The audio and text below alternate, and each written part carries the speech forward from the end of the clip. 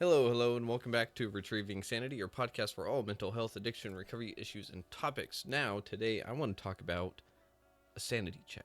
That's right, a sanity check. You're on Retrieving Sanity, so you might as well have a little bit of a checklist to say, am I really insane, or is it just, like, actually happening? Like, am I valid in how I feel? And first of all, I want to say, yes, you are valid in how you feel for the most part.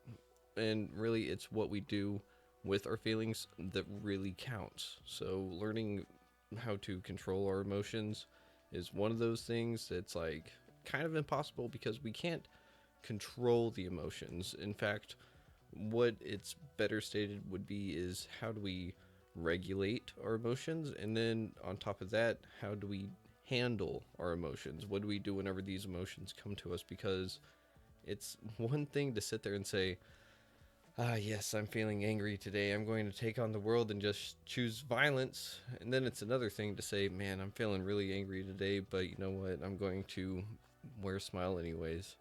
So, and yeah, it's hard, but that's the thing is that keeping sane is not easy, especially in today's world and society, as I'm sure you know, and that's why you're listening to Retrieving Sanity. So, we're here to get that sanity, and let's figure out a little bit of a way that we can do that with this sanity check.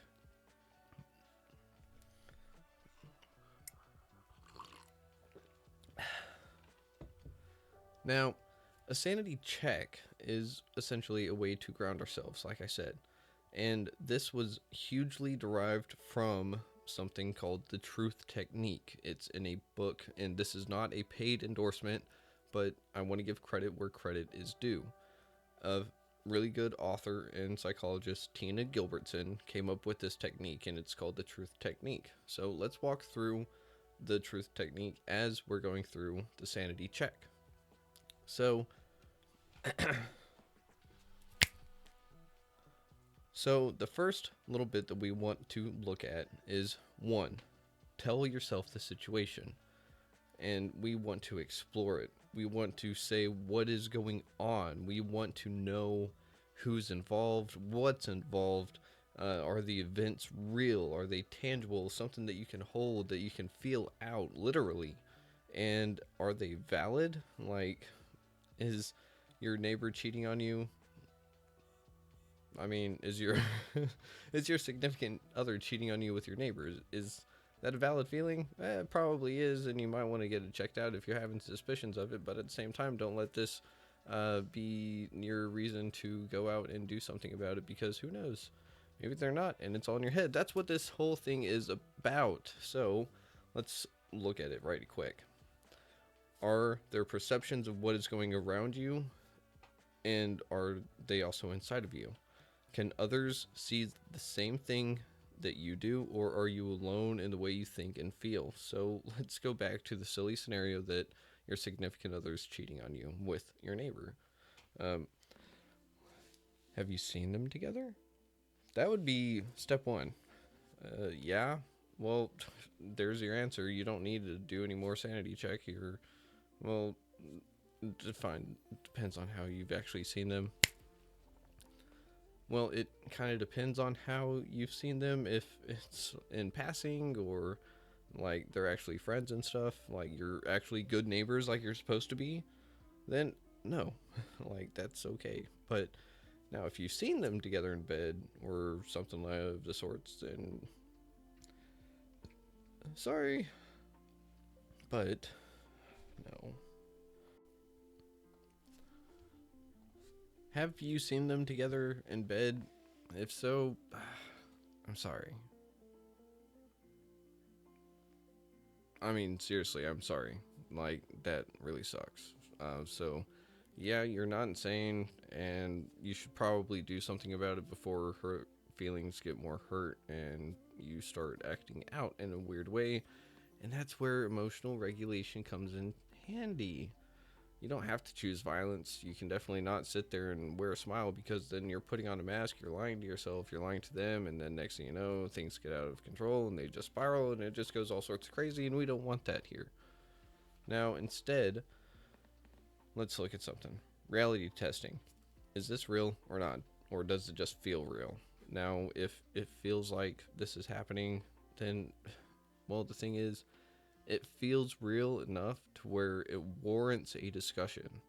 And that's where, again, emotional regulation comes in handy and check, because then we can actually sit there and have a meaningful conversation about this. We don't have to sit there, start accusing.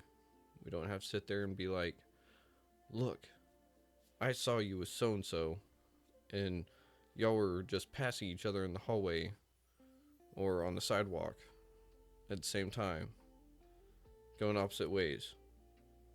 So you're cheating on me because you looked at them. Like, no, don't do that. That's a red flag. Like, please don't do that. I can't stress that enough. But again, if it's real, if you've seen it, then you can do something about it. But if it's a feeling, then that, of course, warrants a conversation. Now, the R is realize what you're feeling. Now, this one, it sounds pretty straightforward, right? Realize what you're feeling. But did you realize that there's more emotions than happy, hungry, sad, alone? Did you? Because, I mean, I thought I did. I was like, yeah, I'm happy for this, and maybe excited, maybe surprised. But there's actually something called a feel wheel or feelings wheel. It has a huge list of emotions that I cannot stress enough is crucial to figuring out how you're feeling. If you're not versed in the vocabulary of feelings, definitely do it. The more precise and accurate your feelings are, the more you have an actual way of saying, this is what I'm feeling, this is what I'm going to do about it. If you sit there and you just go, I'm angry about this. Okay, well, are you also flustered? Are you irritated? Are you annoyed? Like, what kind of angry are we talking about? Like a scale of 1 to like 20, because there's that many more emotions than, just I'm angry. Like, well, okay, like how much are you angry? And at me, at the person, you can be angry at me all you want. Like, if I just blew your cover because you are cheating on your significant other with your neighbor, then shame on you. Now, the thing is, are you feeling more than one emotion too? Because guess what? You can totally do that. And that's why being more specific with our feelings can actually be a huge, huge thing. Because we sit there and a lot of us, I know I'm guilty of this, and that's why I'm saying this. If I'm angry, sometimes there's another feeling there. Anger is a secondary emotion, and it's usually stemming from fear. Fear of losing control, fear of losing someone, fear of so many different things. But that's the thing.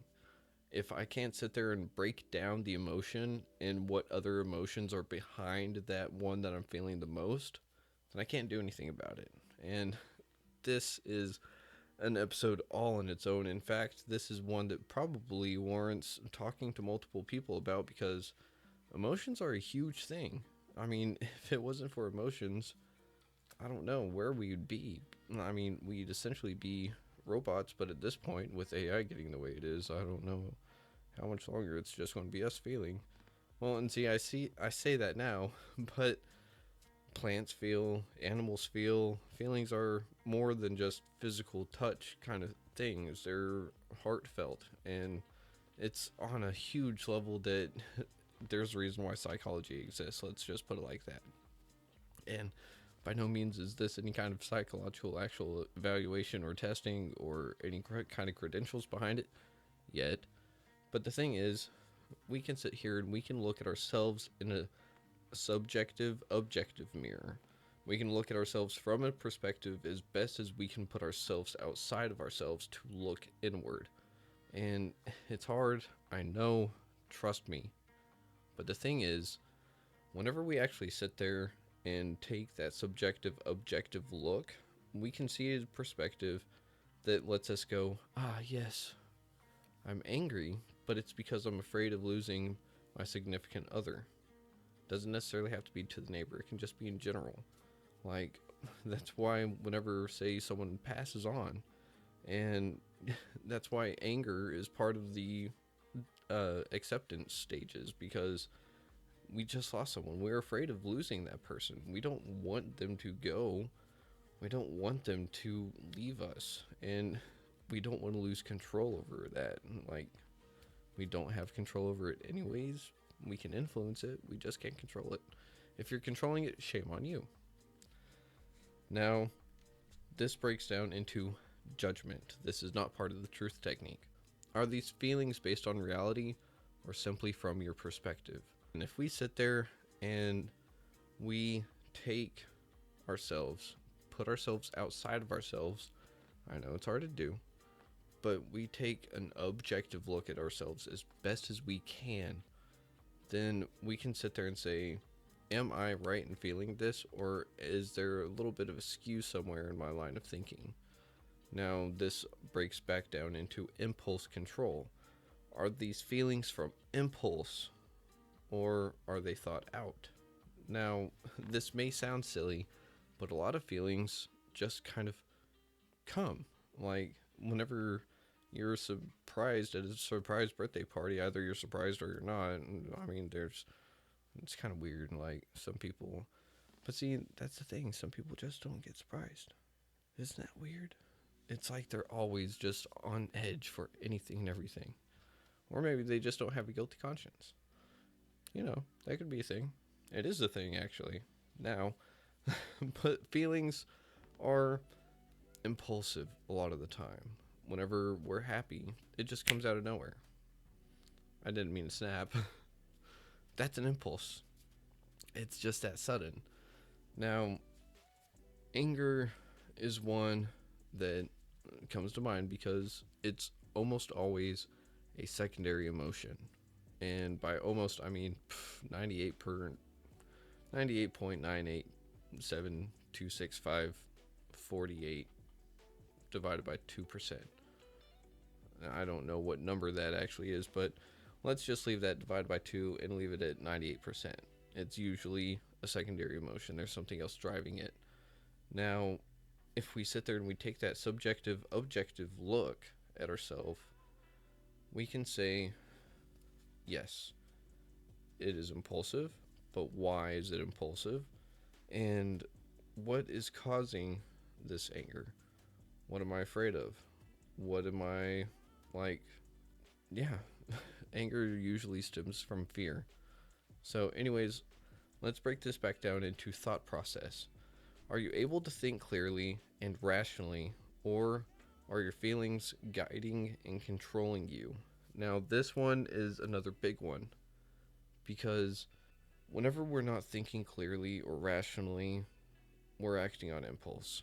And impulse, a lot of the time, is survival mode. And survival mode means everything is out to get us, and we have our defenses up, we're ready for a counterattack, or we're ready to go on the first strike. And this is where a lot of feelings get hurt from the other party, because if you're not thinking rationally, if you can't sit there and put yourself in this outside perspective to look at yourself, then how do you think that person is going to come off and see you?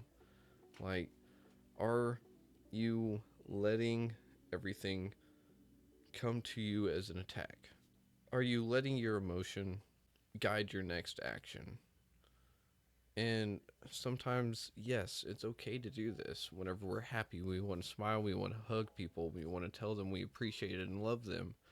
If we're feeling angry, sometimes it's nice to sit there and actually just say, yeah, I'm really angry right now, like, and I don't know what to do about it. That is so much better than sitting there and slamming doors, yelling at people, and just literally blowing your lid. Because at the end of it, whenever it's all said and done, whenever I've done this, I sit there and I look at the wreckage that was like maybe 5-10 seconds, if that sometimes, and it's like I did so much more damage in that short amount of time that it's going to take forever to fix, if I can even fix it. And that's the thing, is that they say, oh, look, you're showing your true colors because your negative emotions are showing. No, it's not the case. That's a different episode in its own. But the thing is with that, It's a side of us that we don't express properly, and it gives people a bad taste. And it then also puts that other person in a self defensive position. So, whenever I was with my ex wife and I got mad and I'd slam doors, or if I sat there and got mad because of silly things, and it's usually the little things that would set me off because I didn't know how to regulate emotions. I didn't know how to open up my little bottle and share and express and communicate what I'm actually feeling. Whenever I'm not doing that stuff, those little tiny bottles like to go boop. And next thing I know, it's all over the place like a can of soda that got shaken up because it's at the bottom of the car floorboard for like who knows how long. And you like do that little flick the top of the can to like make it settled in carbonation. You open it and it still just goes everywhere. That's what anger is whenever it just explodes. And again, it's the little tiny things that will usually set me off. But the amount of damage that I can do in that little bit of time can usually be irrevocable. I usually can't replace it. I usually can't fix it. And but that's what making amends is for, and that's a whole nother thing because that's in step work, which we're going to get into soon. So stick around for that. Well, not this episode, but it's going to be in future episodes. Now, here is one of the harder parts about the truth technique. Or in my case, it was really difficult because at the same time, it also wasn't. The harder part may be next, but this part is the you in truth. Uncover self criticism. Bring light to any and all negative self thoughts. Are you being overly hard on yourself? Are you setting unrealistic expectations on yourself or others? Do you think the way you feel is unwarranted and or stupid? Now, so the whole point of this step is to literally sit there and look at ourselves, look at myself and say, I'm not perfect, and because of that, I'm a bad person. And that's not the case. What is the case is that I didn't do right, and I feel bad, but what can I do about it? But we're focusing on the criticism part. So anything that you could sit there and beat yourself up. We are our own worst critics. We're our harshest judge. And I don't know about you, but I'm also my worst condemner. Like, it doesn't matter what anyone else says or thinks. If I'm thinking I'm a bad person and I did wrong, you cannot convince me otherwise. There's just no, it's impossible. And the thing is, if I sit there and I listen to that little voice all the time, and that's the thing too, is that it's a little voice. Sometimes that little voice is so loud that I just can't get it to go away. But if I let that little voice beat me down, then next thing you know, my emotions are guiding my actions. Next thing I know, my actions are sitting there and they're getting unwarranted. And next thing I know, I'm breaking someone's heart, I'm breaking my own heart, and it's stupid stuff like that that just we can avoid if we take a few seconds to step back, to breathe, take that step outside of ourselves, look at ourselves and say, yeah, that would be dumb. Because a lot of the time, in retrospect, if we're not sitting there and upset about what we did, we're usually laughing about it. And I don't know about you, but I went over this in early episodes that I'd rather regret the things that I've done rather than regret the things that I didn't do. And sometimes you need to watch your own words, Keegan. More on that later. Here we get, this is part of the sanity check, by the way. Impulse control. Are you letting every thought attack you, or are you decisive in what to put on yourself? Now, what I mean by this is, remember, if we're acting on base survival skills, everything is an attack towards us.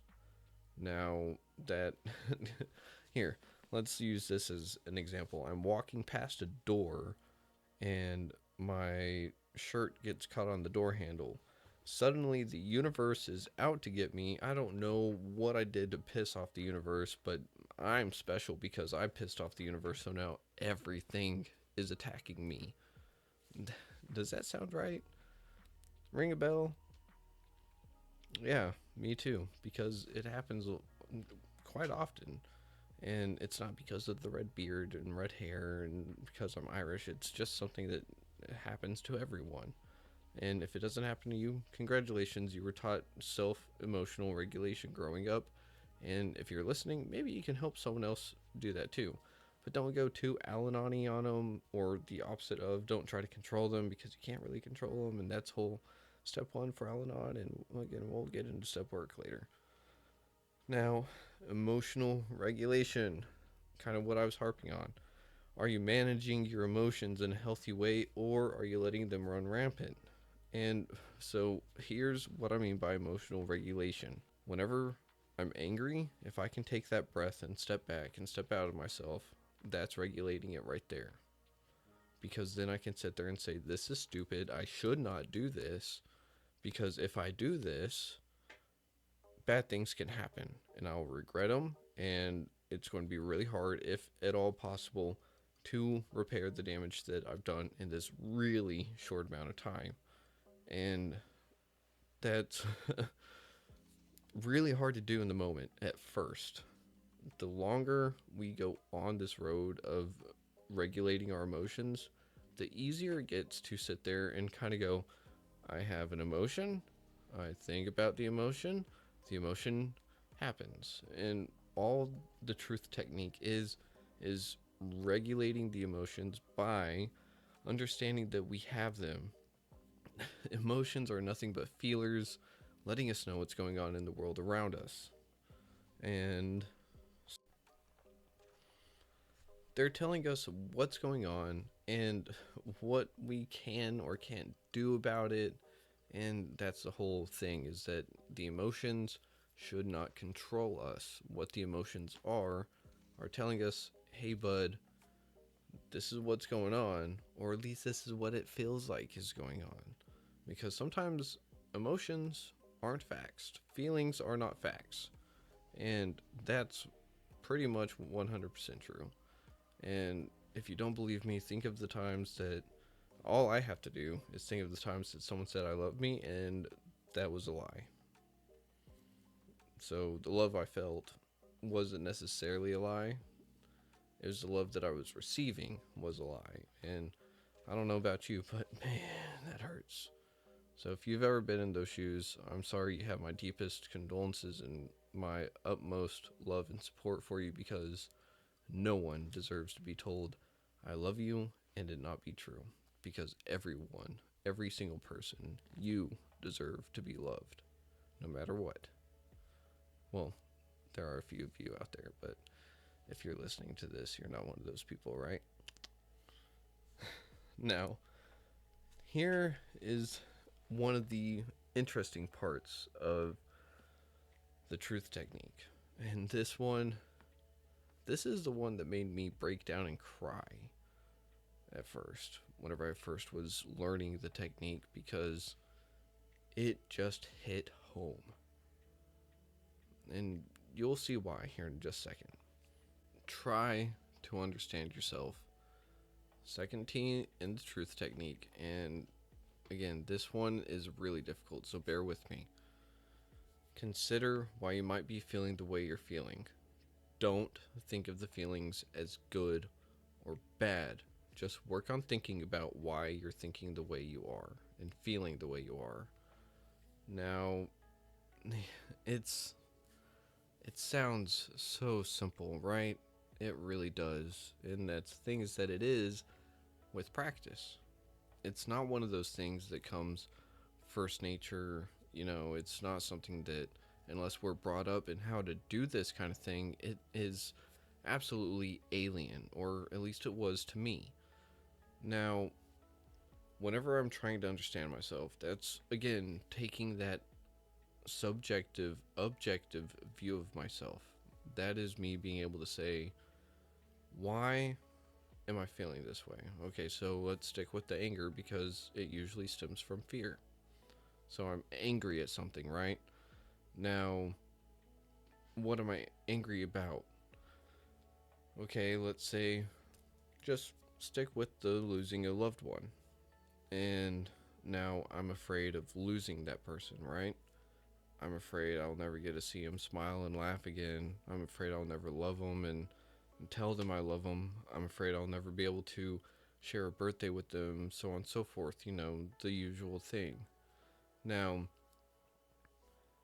another form of anger could stem from that because maybe I did something to someone and now it's like, man, now I'm upset with myself because I slammed a door in their face, or I slammed a door on the way out of a conversation, or just something along those lines.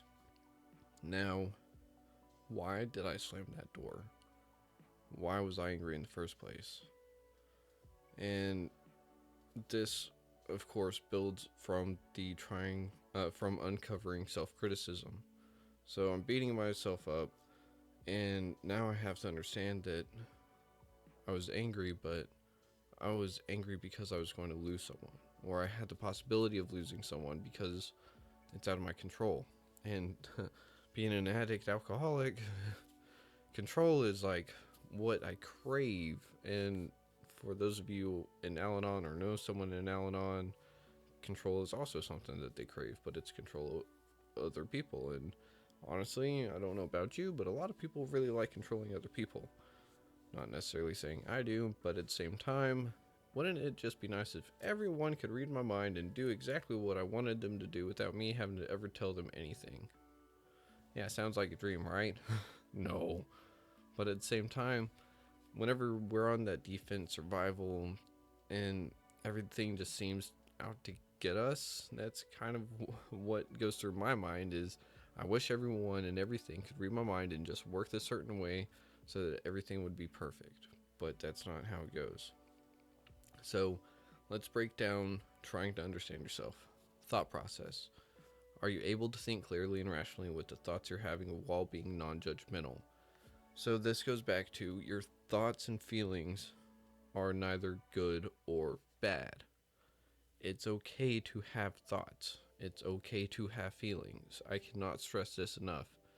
A lot of us, myself especially, I like to sit there and beat myself up over thinking or having emotions because they're bad or so society has brought me up to think. And that's not necessarily the case. What is the case is what I do with them. Again, this all goes back to how do we act? How do I act whenever I'm feeling a certain way? How am I going to regulate that emotion? Is it going to be good? Is it going to be bad? Am I going to hurt someone? Am I going to enjoy whatever I'm going to do with it? If I'm feeling happy, do I express emotion? If I'm feeling sad, do I express emotion? Am I angry? How do I express that emotion? In a positive and meaningful way. Now, see what I said there? How do I express it in a positive way? It's what we do with our actions. It's what I do whenever I'm feeling angry that really counts of is it a bad emotion? No, it's what I do with that emotion. So, being non-judgmental on myself is really really really hard. Like I don't know about you, but sitting there and trying to not pass judgment because I thought or felt something is difficult. I'm still guilty of doing it. In fact, I think I probably always will be to some extent through the rest of my life because it's just how I was partially raised, but more taught how to thrive, quote unquote. And little did I know that I was surviving. And like I said, surviving is really just being on defense and offense mode at the same time. And that's not living, just so you know. Now, here we go to emotional regulation. Are you unable to control your emotions when thinking about certain situations? Now, let's, just take your pick of what you want your emotion to be. Now, whenever this emotion arises, is it controlling you? Whenever this emotion arises, are you able to stop it, even for a split second? That split second is all you need to take that step back, to take that quick breath, to say, that's all. That's all you need to interrupt an emotion. It doesn't mean it's not going to come on a little bit stronger, maybe a little bit, but interrupting it gives your brain that quick little reset to sit there and go, wait a minute. And you can start altering your brain chemistry right then and there. It's really, really interesting and crazy how the brain actually works and how we can regulate our own emotions. Because in the end, that's all it is like this weird little neurotransmitters and just little different things. And it just kind of is, I don't, crazy. I'm not gonna lie, the brain chemistry and the way the brain was. Anyways, I'm getting off track. So let's skip down to the next portion: intrapersonal relationships. Now, intrapersonal, that means inside with yourself. Now, am I being my own best friend? Am I being a support buddy? Or am I being my own worst enemy? If I'm being my own worst enemy, then I need to go back to uncovering self-criticism. Obviously, there's still something that I'm beating myself up over, and for some odd reason, I just can't get over it. Well, that's the whole point of trying to understand myself. So, if I'm trying to understand myself and there's something that I'm still not quite really understanding, I need to go back a step. Maybe I need to go back a couple of other steps and actually realize what I'm feeling. Like I said, the most beneficial way we can get anything out of this is first understanding the situation that we're in and what we're feeling. But the most important part is understanding what I'm feeling. Because if I'm sitting there and I have an emotion that I can't express because I don't know what it is, then I can't do anything about it. It's a lot like being an addict, alcoholic. If I don't acknowledge there's a problem, I cannot do anything about said problem. That's step 1 and 2 and 3. And, well, mostly step 1 is admitting I have a problem. Step 2, again, step work is coming, guys. Y'all have asked, and, well, not that many of you, but y'all have asked for step work. I'm just trying to figure out the best way to present it. And it's going to be with a group of people, so just hang in there. We got it coming. Now, this whole being your own best friend. I don't know about you. I was not my own best friend for a lot of my life.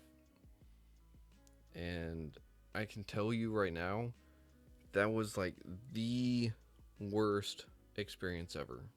It's being my own worst enemy, my own worst critic, all of that 24/7, nonstop. Never patting myself on the back for whenever I did things good. Never sitting there and saying, dude, I actually did good. Like, good job. Like, high five. Like, it's okay to high five yourself. Like, I know it looks funny, like, just, but literally just support yourself. At the end of the day, no matter what happens, you're going to be with you. I'm going to be with me. And I don't know about you, but I'd rather be around a best friend for all my life than be around someone that's just going to constantly beat me down. That's how it is whenever you're like me and feeling very suicidal. It's because this up here, this little guy in my head is sitting there telling me I'm no good. But being my own best friend doesn't necessarily mean all I do is hype myself up. What I mean by this is best friend is going to sit there and tell you, hey, like, you kind of messed up here, but that's okay. Let's fix it. Let's go on and do it.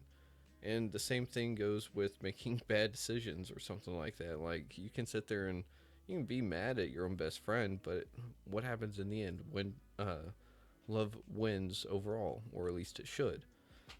And that's the thing. Being a best friend means You're okay to have these disagreements. You're okay to have arguments. You're okay to not always be there, but at the end of the time, at the end of the day, no matter what, you still have someone that you can go to and rely on and love. And so it's okay to sit there and question yourself on some things, right? But whenever I'm sitting there and I'm condemning myself for everything, for having thoughts, for having feelings, then it's just going to do nothing but just beat me down. If I can pick myself up every now and again, then I can start supporting myself and make a much more productive life out of my head, which turns into my emotions. And then what I do with my positive emotions is show more love. And that's what we need in this world, right? That's what I need. I need I need more love. I'm sure you could use some more love too. But that's why you're here, right? Now, let's skip down to interpersonal relationships. So, if intro was on the inside, how am I treating myself? Interpersonal means how am I treating those around me? Now, with this being in mind with the sanity check, am I being led astray by others, or am I having them guide my thoughts and feelings for me? Now, this is a big one, okay?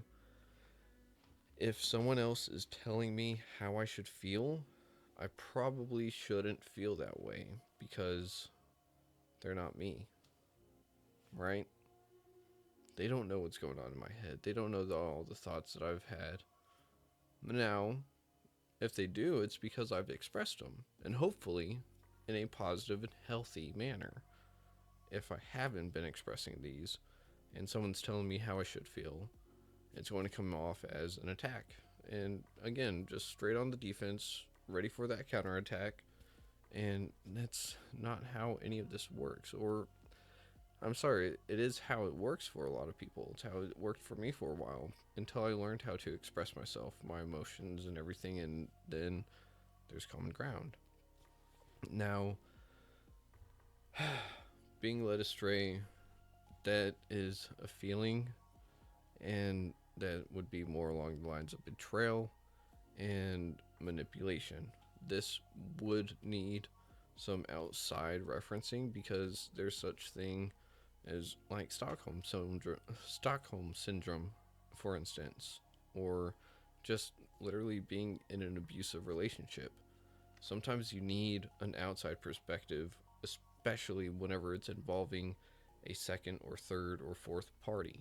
It's okay to sit there and ask someone else for their opinion, for their advice. What would you do in this situation? So here comes the coup d'etat for the truth technique.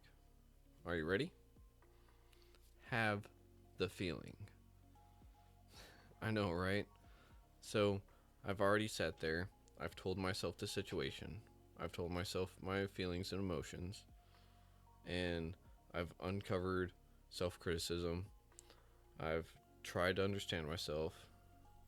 And now I get to have the feeling. It's crazy, right? Like, I did all this thinking before feeling. And no, that's not really the case because you're already having the feeling, right? So we're kind of flipping having emotions on its head. It's like a weird little top, right? We have a feeling. I have to tell myself the situation that brought upon the feeling. I have to be able to address the feeling with a name. The more specific I can be, the better off I am.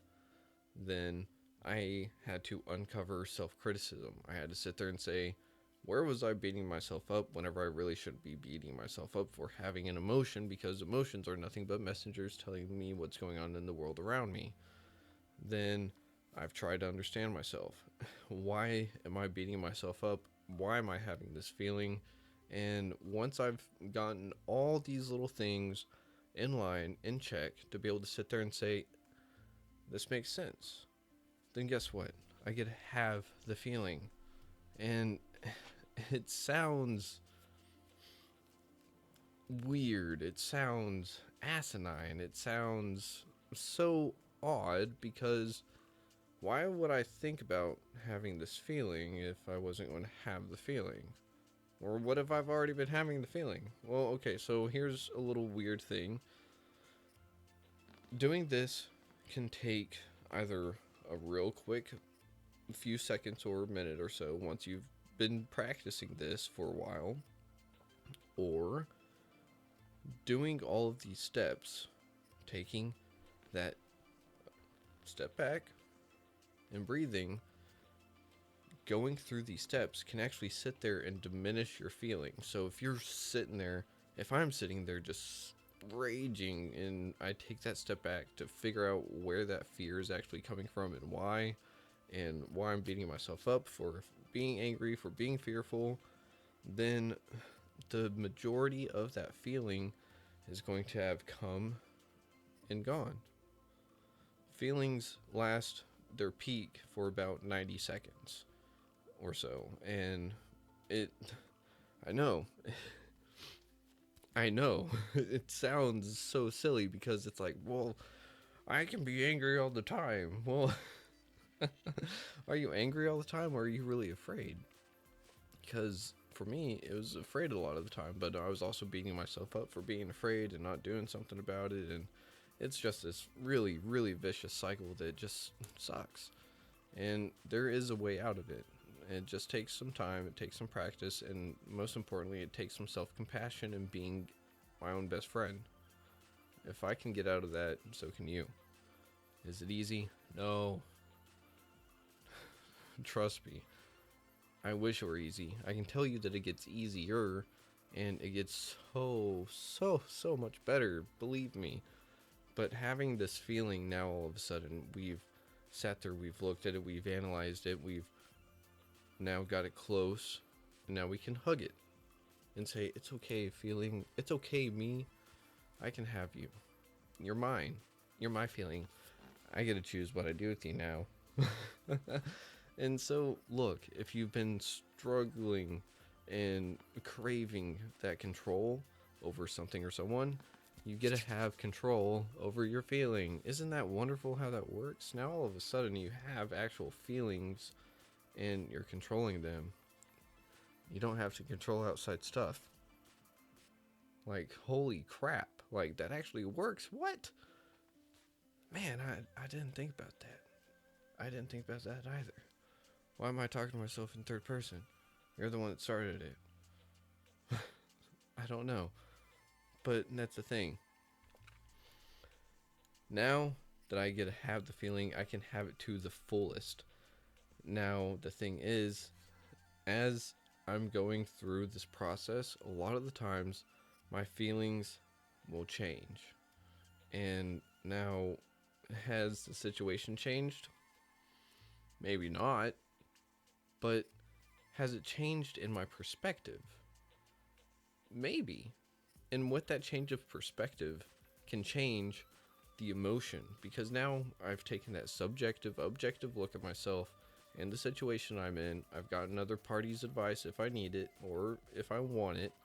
And now, if the situation's changed, that means that my feeling is probably going to change with it, because now, instead of being angry at someone because I'm afraid of losing them, I can say, I'm afraid to lose you. And now I can show compassion, and now I can show love to say, look, like, I want you in my life. I don't have to sit there and push them out because, oh, you're going to leave me, so I might as well self-sabotage everything like I've done in the past because that's the only thing that I'm good at doing. No, don't do that. And it's okay. Like, it's not okay to do it, but it's okay to have those thoughts and feelings. It just depends on what we do with them. Now, here's the part with the sanity check. Self-care. Take care of yourself mentally and physically as you see fit, based on your final emotions. Do you need to vent? Do you need to cry? Do you want to laugh? Letting yourself feel the emotion to the fullest takes away most of the feeling within, again, 90 seconds. And it makes it easier to handle later on during struggling and difficult times. And if you're sitting there wondering, Keegan, what happens if the emotion comes back because of the situation and stuff? Well, Go through this again, and again, situation may change. You may have different variables going on. You may have had different criticisms pop up that you didn't really think of or were aware of at the first go round. But if it's something such as losing a loved one, we have this huge initial wave hit us, and it sucks. It really, really, really, really, really, really, really sucks. But if I sit there and I just take that emotion and stuff it into this little tiny bottle and put it on this shelf over here, it's just there. And it's just going to sit there until that door handle comes along and catches my shirt. And now, next thing I know, I knock over that emotion and the bottle explodes. And I'm just left with a whole bunch of icky, nasty feelings all over again. But even worse because they went everywhere.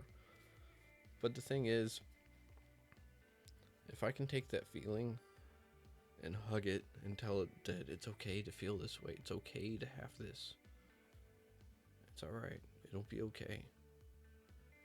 If I can sit there and if I can tell it that, if I can tell myself that, the next time that feeling comes around, it's not going to feel so attacking. It's not going to feel so strange and foreign. I've given it a name. I've taken care of it. It's just coming back for a little bit more love and nurturing. And if I show it that love and nurturing and compassion, that's taking care of myself. And in turn, that takes care of the people around me.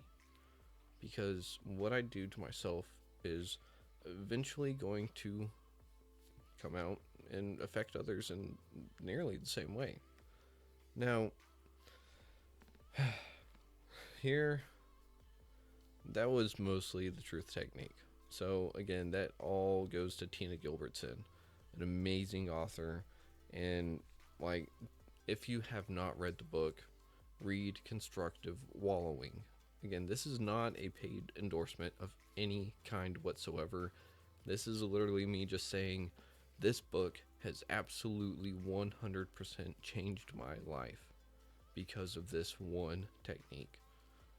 And I've just adapted a little bit, so if there's copyright issues, I'm sorry, but that's why I put my own little spin on it. So the wordings aren't all the same, blah, blah, blah, blah, blah. If there's any problems, I'm sure I'll hear about it, but until then, here's the sanity here's the sanity parameters that I wrote to tag along at the very end of the truth technique. So again, I had my own little tidbits here and there with it, but sanity parameters: reality testing, ability to distinguish between what is real and what is not, judgment, ability to make sound decisions based on reality, impulse control, ability to control one's emotions and behaviors, thought process, ability to think clearly and rationally, emotional regulation, ability to manage one's emotions in a healthy way, intra and interpersonal relationships, ability to maintain healthy relationships with self and others, and then self-care, ability to take care of oneself physically and mentally. Now, all of this culminates into, if I can sit there and go through that whole list and check everything off with a check mark instead of an X, I'm doing pretty damn well in my sanity. Now, if, say, for instance, my thought process, if I'm not able to think clearly or rationally, well, one, am I sober? I sure hope so. If you're not sober, it's kind of hard to think rationally and clearly. But emotional regulation, am I controlling it or is it controlling me? Self-care, am I angry? What do I do about it? Am I sad? What do I do about it? If any of these are kind of out of whack and they have that X on the check mark section, then that means I'm more in line with being insane rather than being sane. And here on Retrieving Sanity, we like sanity. We like being sane. So learn this, write this all down. If you have to visit, well, I'm not even going to put it anywhere because you just need to take notes. Find it on retrievingsanity.com and listen to the episode again, because it's one of those episodes probably warrants a second listen, even for me, because I've got to edit everything. So don't worry, I know I sound silly and stupid sometimes, but that's the whole point of this. I want to show you that recovery is possible. I want to show you that someone that struggled with addiction to alcohol and messed with other substances and stuff can recover. I went from being insane and suicidal to being where I'm at now. I actually love my life. I actually love what I'm doing. I love people in my life. My life is totally 100% different than what it was 5 years ago. And it's not to say that I didn't love anything back then, and it was that I didn't know how to express it. I didn't know what to do with the negative emotions. I didn't know what to do with this, that, or the other, and it just culminated and formed into an addiction. And addiction can take on many different ways, such as shopping. Do you love going shopping and buying new things before all that little nice hits of dopamine and your wallet's in there crying? And it's just like, stop making me empty. You have bills to pay. Or is it in the form of food and you hate yourself because you can't stop eating, and so you just eat more to make yourself feel better? For me, it was always drinking, and I would drink and I'd be broke, I'd be sad, I'd be angry, and then because I was that and then a whole lot more, I would drink to to try and erase it. When after a certain point, it actually turned into active suicide. I was too chicken crap to pull the trigger, and I've tried cutting, it doesn't work. But the thing is that it turned into something that it shouldn't have done. But I want to show you that it is totally 110% possible.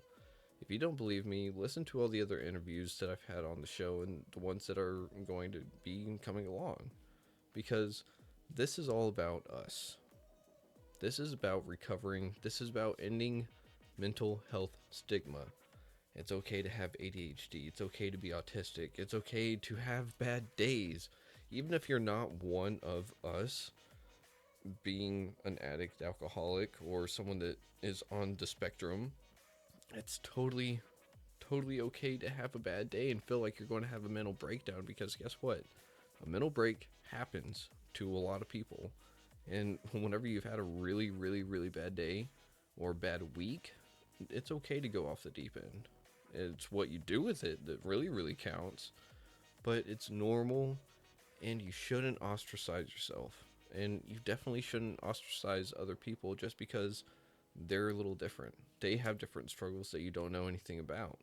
And if you do know about them, you definitely shouldn't judge people for it. In fact, you should do everything you can to help. Now, that's not to say everyone wants help, but you should at least be able to be willing to offer it. Now, I do want to leave this episode with a few words. One, check out retrievingsanity.com and check out the YouTube playlist, the Podbean playlist, and also listen to WDJY-FM. Listen to all their other great podcast episodes about, or shows, I should say, because there's a variety out there, and they are all about people trying to make the world a better place and entertain you. So, with that being said, if you or a loved one is struggling with suicidal ideations or thoughts, or just in some kind of crisis and you need or they need help right away, call 988. It's the National Suicide Hotline, and you'll be able to have someone connect to you or them and be able to actually, hopefully, save a life, because you'll be connected to someone that really cares, really loves you. And that's the thing. We can show love to one another, right? But here's the other thing with that. If we can teach our kids how to dial 911, we can teach loved ones how to dial 988 if they're ever in a crisis, because 3 numbers could save a life. So, in conclusion, I just want to say thank you so much for listening. Thank you for being part of Retrieving Sanity. Check us out on Facebook, check us out on Instagram, and most of all, just have yourself a wonderful day. And man, so glad that you're here. So until I see you next time, Shalom.